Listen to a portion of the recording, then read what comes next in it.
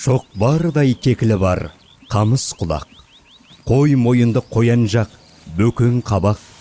Ауыз омыртқа шығыңқы майда жалда, ой желке, өңір егін болса сағақ. Теке мұрын, салперін ұзын тісті. Қабырғалы жоталы болса күшті. Ойындетіп бөп бөлік омыраулы, тояттаған бүркіттей салқы төсті.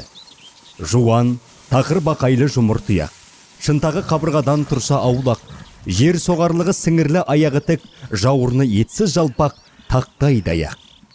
Кең сауырлы, тар мықын қалбағайды. Алдарты бірдей келсе ерге жайлы, күлте құйрық, қылтыбы әлді келіп, көтендігі шығынға аламайлы. Оршығы төмен біткен шақпақ етті, өзі санды дөңгөлік келсе көтті. Сырты қысқа бауыры жазық келіп, арты талтақ, умасы үлпершекті. Шедерлігі жуандау бота тірсек, бейне жел тынышты, екпінді мініп жүрсек. Екі көзін төңкөріп қабырғалап, белдеуде тыныш тұрса, байлап көрсек. Тығылмай, әм сүрінбей жүрдек көсем. Иек қағып, еліріп жүрсе әсем, шапса жүрек, мінсе берек, жуан жуас.